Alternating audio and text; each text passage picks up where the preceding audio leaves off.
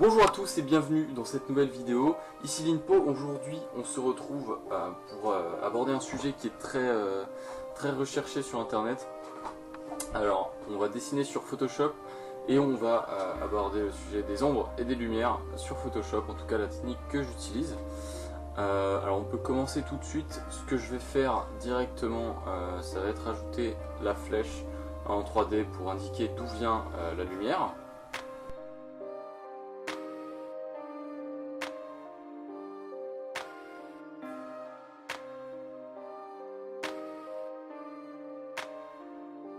Et donc voilà, une fois la flèche de lumière ajoutée, on va juste ajouter un calque gris. Donc un calque au-dessus de tout ce qu'on a déjà fait, un calque gris qu'on va mettre en opacité réduite.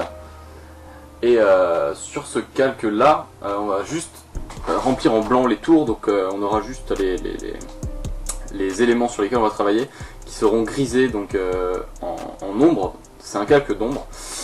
Et ce qu'on va tout simplement faire, ça va être de gommer avec une gomme assez grosse, assez floue, avec une opacité qu'on va descendre vers les 50% environ.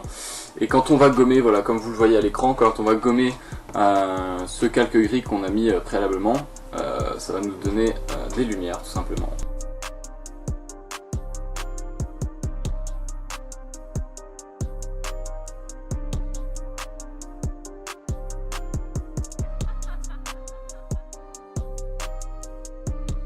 Pensez en volume quand vous ombrez ou quand vous mettez des lumières sur les objets que vous êtes en train de travailler, c'est très important et ça donnera toute une texture et une forme à ce que vous êtes en train de travailler.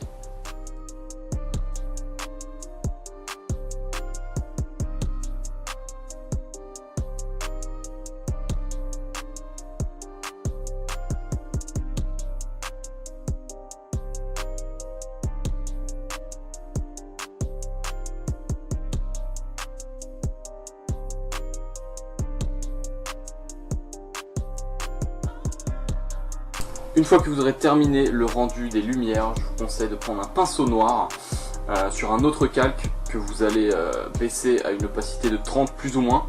Un pinceau flou de préférence, c'est mieux pour les ombres, pour les rendre plus réalistes. Et ensuite, même principe que pour la lumière, vous placez vos ombres là où la lumière n'atteint pas l'objet que vous êtes en train de travailler.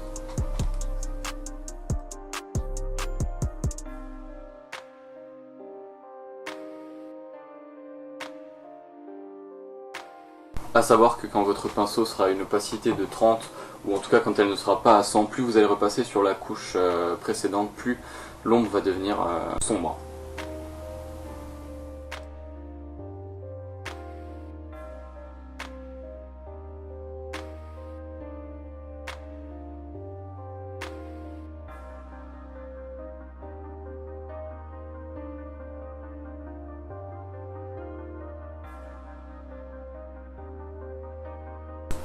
Encore une fois, pensez aux endroits où la lumière ne peut pas atteindre l'objet que vous êtes en train de peindre, de dessiner. C'est très important et ça rendra toujours l'objet plus réaliste.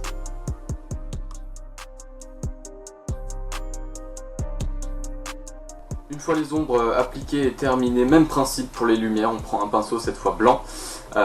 Comme dit, il ne faut pas vraiment en abuser parce que ça peut rendre l'objet vraiment métallique et pas très appréciable et pas très agréable à regarder. Donc je vous conseille de le faire quand ce sont des objets métalliques ou quand vraiment il y a besoin de retouches de lumière, mais sinon n'en abusez pas trop.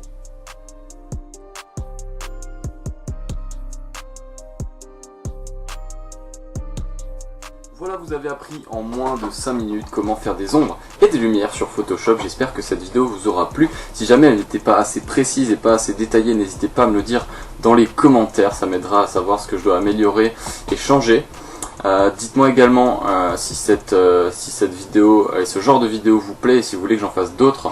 Moi en tout cas je vous laisse, je vous dis à la prochaine. N'hésitez pas à laisser un like, un commentaire sur la vidéo et à vous abonner à la chaîne, ça me ferait super plaisir.